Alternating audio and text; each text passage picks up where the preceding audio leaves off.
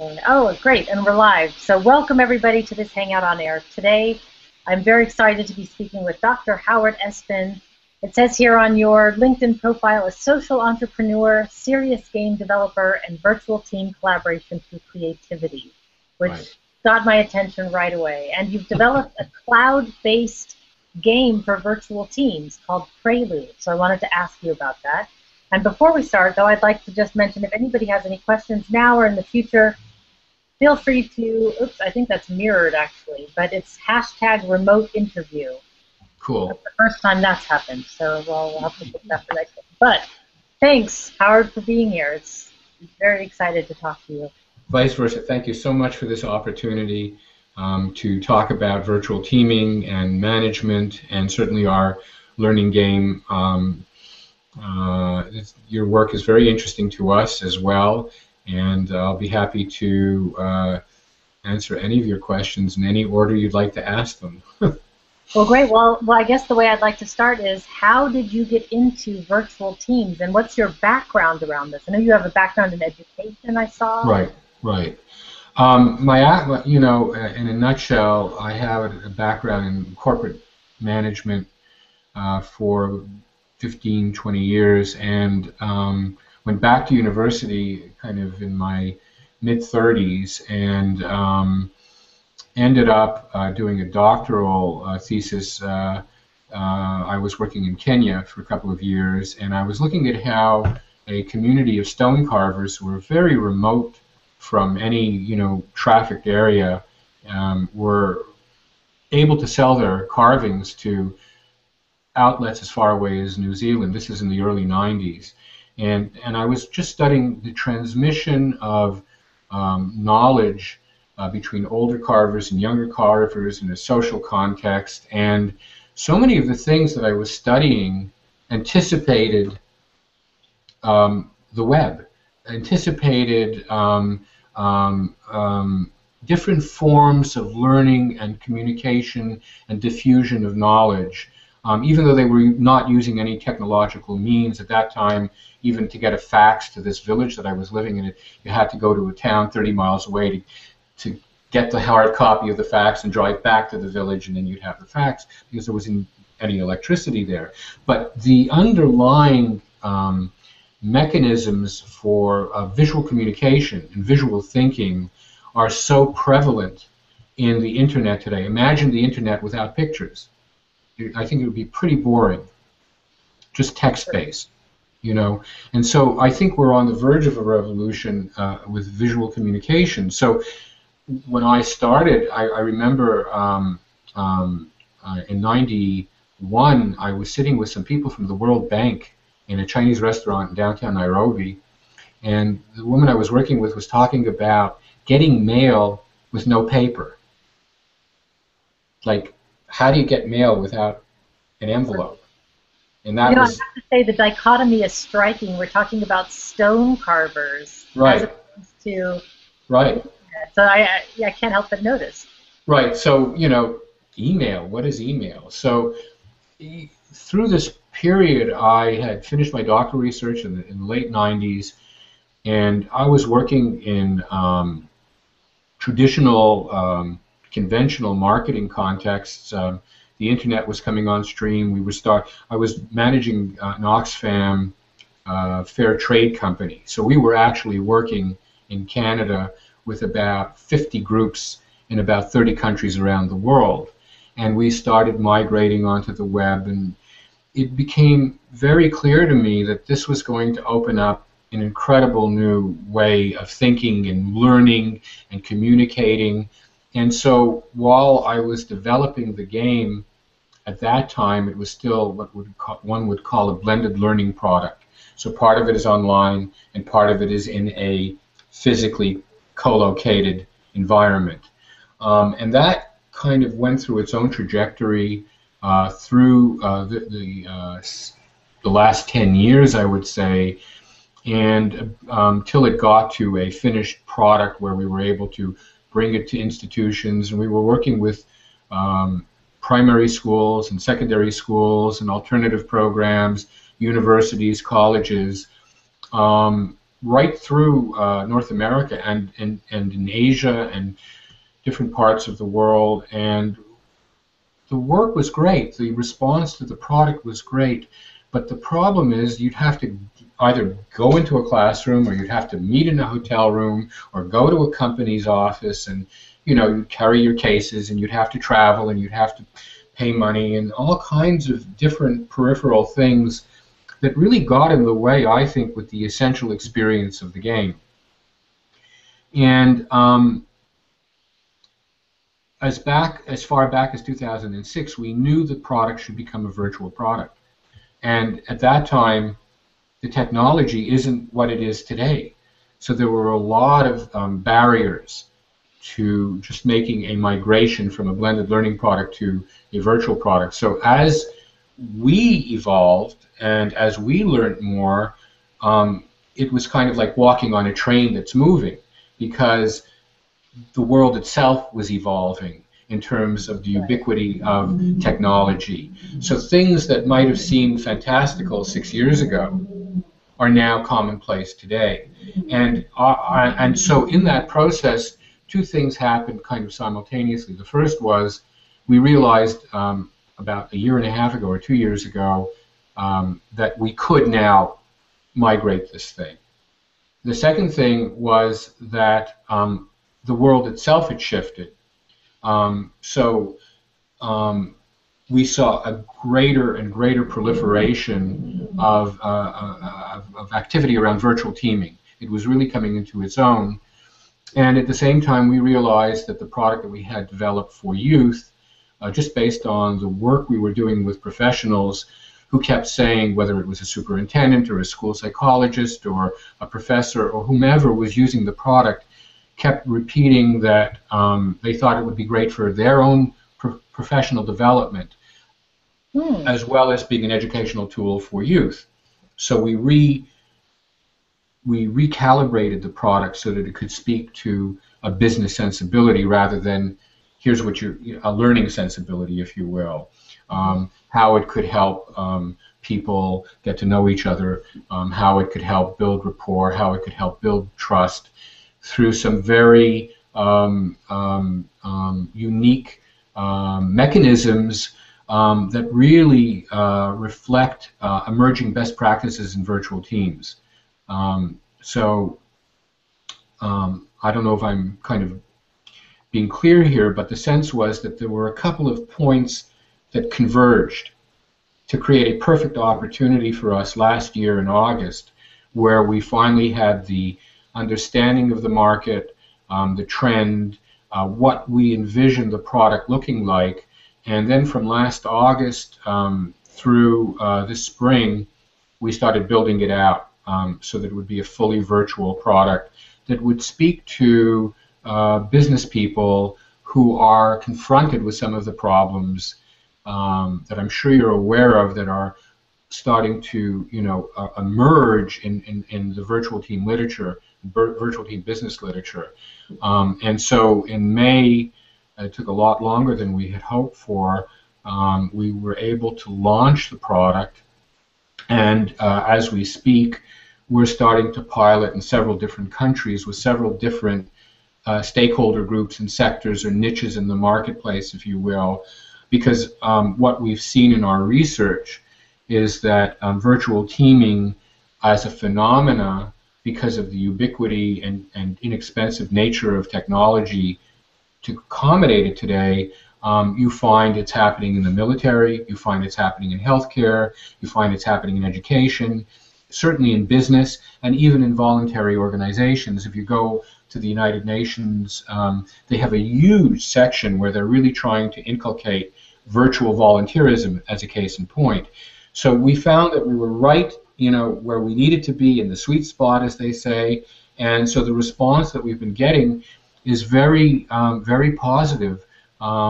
Just because I think we've anticipated some of the needs that have been emerging and that there aren't very many resources that creatively respond to that specific need. I mean, there's a lot of tools out there that will help you collaborate, but not necessarily get to know each other better virtually, if I can make that distinction. So that's a long-winded answer. I hope it was helpful.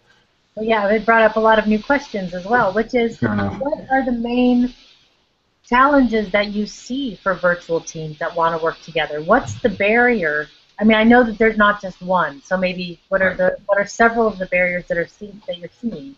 Right. Well, it's very interesting because the literature for virtual teaming goes back as early as the late 80s. Virtual teaming was already a term that was being used very much in the early 90s. But like when I look at that period, I think it's like, BC or Right, prehistoric, right? And even the literature that moved, that as things evolved, the literature kept evolving in pace.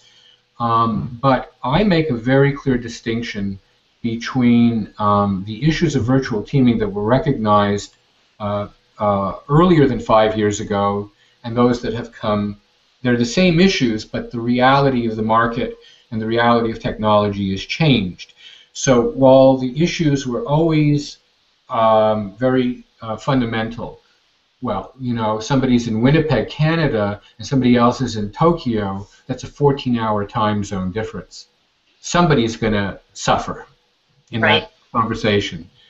Somebody's going to go to bed very late, or somebody's going to wake up very early, and it isn't going to be what they would rather do. So the right, time aspect is certainly an issue. Then technology, of course, is an issue. We're working with a consulting firm that does a lot of work in the developing world, and well, how can we do this when electricity is so spotty, when service is going to wow, go out? So there is a technological concern, and also a technological concern in terms of people's mastery.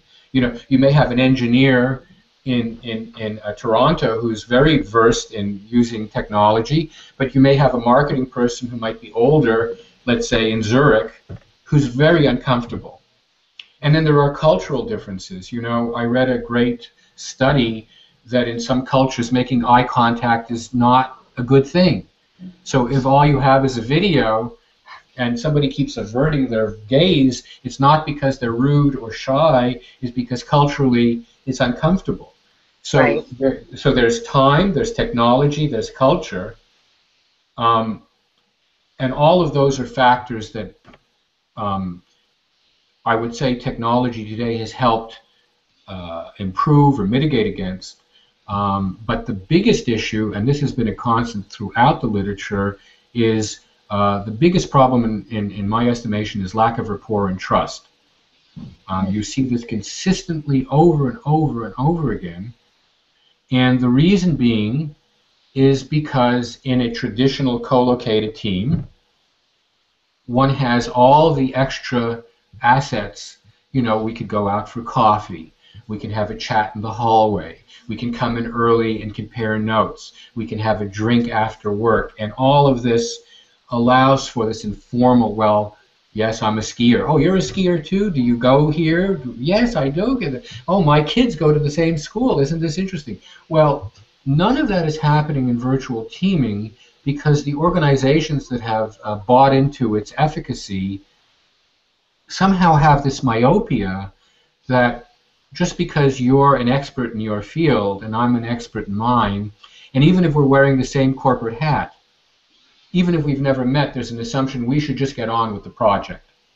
right, And the research is showing, and this is very recent research is showing, well, that's not the case. That unless you have some kind of an intervening process to get people to know each other, in fact, what you're going to get is the opposite of what you hope for. And some of the studies that are out there are saying as much as there's a proliferation, Harvard published an article last fall. They're expecting 1.3 billion people to be working virtually within the next year or two. That's a very significant number of that's people. huge indeed, yes, And yet, that one of the papers I read was talking about high tech, high touch. How do you bring high touch into a high tech environment? And the traditional means of we were in that same office together are not available. So what I was doing over the last year and a half was reading extensively across literature bases around virtual teaming and trying to identify emerging best practices that are unique to this particular issue of how people can better interrelate before the project. And the analogy that we've been using, I talked to Hassan about this, is, and it's ironic because you could have a very high budget project, multi-million dollar project, or multi-million euro project, and you've got this great core team and you've got this great project manager, but they've never worked together virtually or they've never met before. The assumption is next Monday we're starting the project. You know, who has the flow chart? You know, who's going to do this and who's going to do that? Whereas if you had a orchestra that was coming in to do a concert from another country, and they landed, they got on the bus, they get to the hotel, they don't just get into the car and go to the concert hall, and the audience is there, and they get on stage and they start performing cold. Right. It's unheard of. Who would do that? You need to go in advance. You need to take out your instruments. You need to tune up your instruments. You need to practice together. Maybe the violin and horn people are over there. And you give people the opportunity in the orchestra to tune up and become harmonized so when the event does take place, they're ready to entertain that audience. And similarly with peak sports teams, you know, a team doesn't sit on its, couch all summer drinking beer and eating pizza, and then the day of the gold event, I'll meet you at the stadium and we'll win. Right, or they don't practice alone; they practice together. Yeah, exactly right. You can't, if you're the World Cup, you don't go and dribble the ball alone and call yourself a team player. So there's a kind of a gap, and I think it's because people just, managers, corporate executives in particular, haven't gotten their head around the fact that a new dispensation is called for that requires some intervening point before the actual project starts. And how can one develop something that's cost-effective, efficient, engaging, safe, and do that in a way that would then act as the tune-up for that project team, in the same way that the orchestra or the sports team would have. Because we started, and this is just great good fortune, it wasn't any grand scheme, but because the product, the blended learning product, is so based on visual communication, based on my doctoral research about how visual thinking and communication has its own center of gravity, it has its own locus, and how if we enfranchise that part of our mental and affective apparatus, if we give it scope, then the quality of communication is enhanced, as opposed to just us talking back and forth or comparing text notes. The minute you bring visuals in, it suddenly enhances awareness and understanding. When you see that you're working cross-culturally, visual communication becomes even more important. So what's a case in point? An airport, an international airport, where you have common iconic signage. Right. So you know that that's the women's bathroom, that's the transgender bathroom, that's the boys' bathroom, whatever it is, or even more to the point, highway signage. You're speeding at 200 miles an hour on the Autobahn. Whatever that sign is that says stop, danger, it's got to be communicated immediately. There's not like, give me 10 pages of text and tell me why I need to stop my car. So that power of the immediacy and the transcultural understanding of iconic symbolism is certainly part of our game process. So what we started learning about, even though we had that imbued in the blended learning product, and it was great when you had a co-located team actually co-creating and learning about each other through this very creative process, in fact, the emerging best practices are calling for exactly that kind of interface in advance of any project. In other words, helping a team to externalize its own mental model of itself through some visual means. Working with gaming, working with a mechanism for people to feel like there's an opportunity for me to know more about you holistically, rather than simply you're the engineer who's handling this part of the project, in a way that's natural and safe, but completely virtual. So the game actually, ironically, we identified about 20 best practices from 4 or 5 different silos.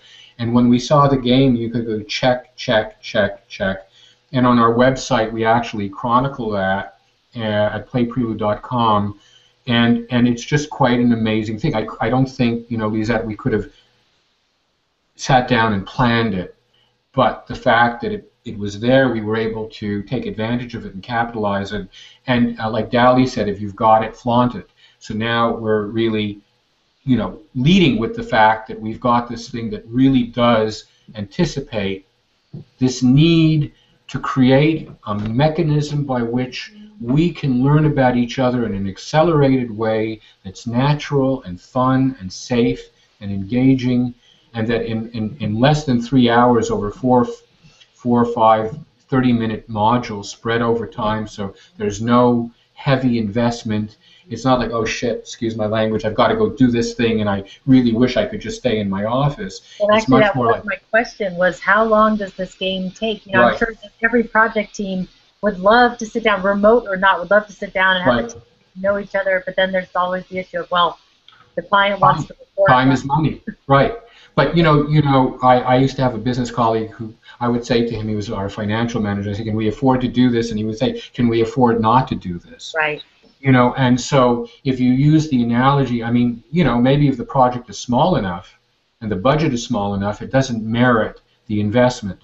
But I feel that anything that's more significant for that team or that entity, and we use the analogy, if you were a sports team or you were a professional musicians group, you would definitely be practicing. You would definitely warm up and have that much more confidence in each other when you have to face the real project. So if a project lasts several weeks or several months, the way we've designed the game is modular, so it's incrementally based on the number of people involved. If it's a smaller group, you do less of the game and still get the same benefit. So theoretically, the research is showing that the ideal virtual team size is between 6 or 4 to 10 people. That's the ideal. Larger than that, it gets a bit unwieldy. So if you're working with a smaller group, you could make an investment of a few 30-minute sessions, which is no big stretch because they're fun. You don't have to do a lot of thinking around them, but they tap into this visceral, innate sensibility that becomes very apparent through the artifacts that we create online together. We use an interactive co-creation on an interactive whiteboard, and we're really revolutionizing in some ways the way interactive whiteboards are being used, because if you look at how they're being used right now, it's always subordinate to the need for you to get a document or for you to need to see a blueprint, but never to use the interface for sheer creative purposes to bring people together. So it's a lot of fun and very simple and intuitive. So the idea is, for 2 hours, 3 hours, that kind of an investment for a bigger project where the stakes are high is insignificant, and it becomes kind of a no-brainer. And of course, that is the response that we're getting from these early pioneers who are taking a look at the product in IT, in software development, in leadership training, and in several other kind of aspects. And what kind of, to me it just sounds like, of course you would want to do this. Of course, right. The analogy of the sports team or the orchestra is perfect. It really right. sets the tone. But why wouldn't somebody do this? What's the pushback that people are giving? I can't think of why somebody wouldn't do this. If I were a leader in a company, I would say, yes, sign me up. I want my team on this. Yeah, we really haven't received pushback in that way. I mean, Good. so far the response is, oh, this is so interesting, this is so needed. There's a woman that we're working with, a team member of ours, who has a particular, footprint in Asia, in subcontinent of India, and different parts of Asia, and was telling me 6 months ago that a year ago she had been with one of the largest tech firms in India. You know, we're talking about 100,000 people, and quote unquote, I left money on the table because they were looking for a tool and that tool didn't exist, and I think this tool would do it. So our sense, because it's early days, he said, you know, we just launched Virtual 1.0 in May, and his coming back to Hassan Osman, you know, because of his experience with Cisco as a senior virtual team manager there, he was pretty. He said, "Wow, to call it, you know, this is really a great 1.0.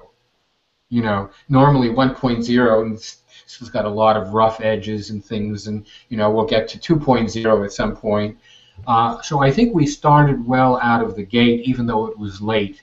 And I think that the need out there is kind of becoming more obvious to the decision makers as more and more awareness is, you know.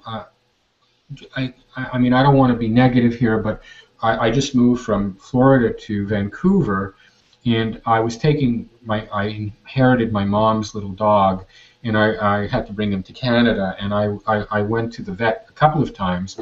The last time I was at the vet, they have a client relations manager who comes in to look after, look after you while you're waiting for the vet. And we were talking about traveling to Vancouver and so forth. And he says, "Oh, well, I have to fly from Florida to Portland, and I'm really worried. I'm really worried," he says. And I said, "Well, why are you worried?" He says, "Well, you know, flying is so dangerous these days. You know, and I look East Indian. I look like a Muslim. I'm afraid I'm going to get, you know, whatever that word is, pigeonholed or stereotyped." And I said, "Oh, you know, don't worry about it. But, you know, as I said, I don't want to be negative here, but if you look at this Malaysian flight over the Ukraine, you know, I mean, things are more unstable, more uncertain. And if I could be assured that I will be effective in what I do with you, and we deliver an exemplary product in the process, and I don't have to leave home, I'll be happy not to." So well, it strikes me that in the beginning of our conversation, you said and commented on how much time it was taking every time you have to go to a school or somewhere where you want to implement the game, and you have to fly there, you have to book the ticket, you have to go there. I mean, it's almost, you know, it's days worth of work just to go on a day worth of travel sometimes. Absolutely. Organizing all the logistics. So right. I mean, we have a colleague in India that we're working with in Pune in technology, and he was talking about, he's working with a very large corporation, global corporation, was talking about the fact that they brought in 20 managers or 25 managers from across the subcontinent to and further afield to a hotel for a 2-day workshop, and I think he said it cost like $90,000 to $100,000, you know, and if there's a way to redeploy that money for more intrinsic gain than simply, you know, being, you know, squished into an airline in economy class for 10 hours, I think that's where the market's going. But the big gap, again, is this: we've got high tech, but what this article I was mentioning earlier, white paper, was calling for high touch. How do you develop rapport? How can you develop empathy? I mean, the three of us in a way are doing that now. There's a certain rapport, but I think that's because we're in the business together, so we share a common understanding and a common language, and that creates its own bond. But you need that bond, and if it isn't there, it needs to be developed, and in a very legitimate, transparent way. And I mean, again, I think we're just very lucky in the work that we've been doing. It just dovetails so nicely with trends like gamification and badgification and engaging people in a more holistic way. So we just got very lucky, but it's, been several years of active, ongoing development. And I feel it's kind of, one of those old cowboy movies where the good guys have to head the bad guys off at the pass and got to get there faster so when the bad guys show up, they're there. And I think what's happened with us as we've developed this thing, we've just arrived as the market was coming into its own. And so that's why we're kind of getting the response. But, I don't want to count chickens. It's early days. And obviously part of these dialogues that we're having with you or with Hassan or him having dialogues with... Howard, your sound is cutting out for me. Oh, is it? I don't now, know why. now it's good. Is okay? Yeah, it just cut out for just a second. So. Okay. So I think all of us who are in this emerging field, I think we can call ourselves pioneers, as we are finding traction and ground and common language. I think what's happening is decision makers and stakeholders are becoming more and more aware of the relevance of doing this. We just finished a project with Junior Achievement Canada, and they are bringing together this August 150 young entrepreneurs from around the world to do a 3 or 4 day conference. And now the dialogue with Junior Achievement is they're thinking about creating a virtual school online for young people so that young people who might be in different countries can work together virtually to create virtual businesses, if you will, that don't consume energy, that don't pollute the atmosphere, that don't cost unnecessary money, and yet at the same time, through the magic of algorithms, could conceivably, find a cure for malaria or a cure for cancer or whatever the heck it is. So we see that this is just really, really early days, and what we're trying to do is position ourselves with key partners who also see that same, threshold of opportunity coming up over the next couple of years. To me, what I'm noticing is in a trend is really people struggling with how do we humanize the virtual experience more, because the technology's there. I mean, it's not awesome per se, but it's doable. You can totally collaborate. There are hundreds of tools. You have to find something that's right for your team, but lots of opportunities. But then how do you humanize that? And almost a year ago, we started a webinar series called Punch Through the Screen, how to make online presentations come alive. And we started exploring, like, what, do the clothes you wear matter when you're collaborating remotely, when you're doing, and then what about your lighting, and what about virtual worlds? And we just started exploring every area of this, and it's brilliant. It was enlightening. I didn't know how much some of these things mattered. Right. That is, I love it. Punch through the screen is exactly it. That artificial boundary is there if our perception allows it to be there, but if we understand that there are ways to make connections emotionally that are legitimate, integral, it changes one's perspective about what one can do and about the notion that one can have intimate, meaningful, honest connection with people that otherwise you might never meet physically. It's available, it's there, and I think we're going to see more and more. And I'd like to think Prelude, our game, is a barometer, a hallmark or a harbinger of what's coming. And as we develop our expertise, hopefully we'll have more and more partners to even explore how more this kind of notion of high touch and breaking through the screen can kind of emerge. So I'm very, very hopeful. I'm very encouraged.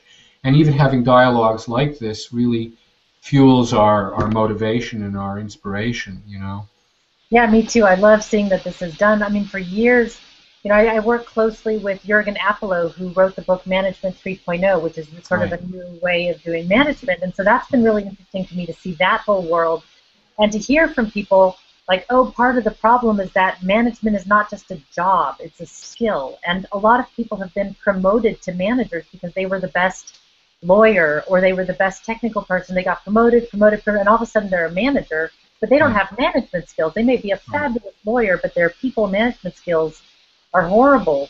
Right, and that's in general. I mean, you know, you see that's in general, training and management skills still leave a lot to be desired. But then when you go into the world of virtual team management, it's kind of like even a harder set of skills to learn, and requires that much more commitment and dedication. And I was just making the case with some of them. I talked to Esbin about this and my other colleagues. I think virtual team management as a discipline is where project team management as a discipline was about 10 or 15 years ago. And it took a long time for that field to become accepted as a discipline in its own right, where you have programs, MBA programs with a specialty in project management, et cetera, et cetera, et cetera. You have the Project Management Institute certifying 300,000 or 400,000 project managers around the world, and they share a standard and a common language and a common vision about what this discipline is about. With virtual team management, it's not going to take 10, 15 years. It's already happening. Esbin pointed out that Brandeis University in the United States has just created an MSc in virtual team management, and certainly INSEAD, based out of Europe, also you can see has a huge new program around virtual team management. So we're starting to see this awareness, and I think, you know, who will carry the day won't be the boomers. It'll be the millennials and the youngers who just are digital natives to begin with, and they know that this is a great medium for communication, a great medium for creation, a great medium for fun and entertainment. And so I think that's the shakeup, and I think that's why we're kind of getting the response we're getting, because the game speaks to young people as much as it speaks to older people. But I think we're going to see more and more proliferation of innovation and creativity in these next few years, so that I would say in 5 years, a conversation like this will seem, you know, antiquated.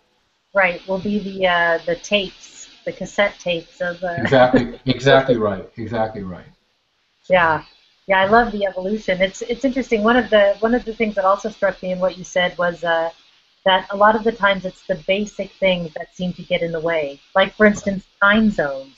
Right. When you think, you know, it's just basic math. There are websites that help. However, I haven't been on a single virtual team yet that has not struggled or hasn't missed a meeting because of a time zone. Right. It happens every week. Something with time zones. Right. I mean, I just moved from Florida. I mean, Jennifer and I were able to communicate with a 3-hour gap, a 5-hour gap between, let's say, Toronto and London. But moving here, now it's an 8-hour gap. And we were just talking about that before we got on with you. I said, well, you know, Jennifer, you know, it looks like our window. If I get up at 5 o'clock in the morning, you know, we can have a conversation at 1 o'clock your time. Right. But you're getting up at 5 in the morning then, and unless you're a morning person. Yeah, well, you know, so there it is, you know. So there are those physical restraints, and like I said, I was always looking for the example that would be the widest time spread. And the one that I found was Winnipeg, which is in the middle of Canada, and Tokyo, which is 14 hours. That's a very big stretch, you know. Yeah. So there are going to be physical limitations. There are going to be technological and temporal limitations. But like I say, the biggest limitation is the lack of touch, the lack of interface. And so when you have a program that says break through the screen, or somebody's calling for a high-touch approach, I think it's because intuitively we all understand that we need to hold on to our humanity while we become more efficient or more effective. And there is a time for face-to-face meetings when they do happen. I mean, it's still, of course, the most powerful way to do it, but when you don't want to spend $100,000 to take your team to one city for a 2-day workshop, there needs to be a better way of doing that. Right, and I think there has to be a better rationalization for spending that money to come together. Like I say, my colleague in Arizona, we've worked together really intimately, and we're talking about, you know, significant funding and sometimes major challenges and we've never physically met. We will one day, God willing, but it hasn't been a barrier to effective teamwork and communication. And I think the spirit is kind of embodied there in the game itself. And I hope that we can schedule another time where we could actually walk you through the demo I would love to see it. and go from there. I must say I have to go to another meeting now, so I feel that maybe we shortchanged you in time, or do you feel Not at all. Not at all. you've got some scope here? Clearly, there needs to be a follow-up conversation. I would love to see the game. Okay. I'm very interested in this. So we can stop here and say goodbye, and then I'll just be in touch, and we'll continue the conversation another time. So, but thank you so much today. Thank you. Lisette, it's such a pleasure and a privilege to meet you. I love your energy. I love what you're doing. I feel like I know you, and I look forward to further. I look forward to further interchange and exchange. So thank you. Thank you so much for your time.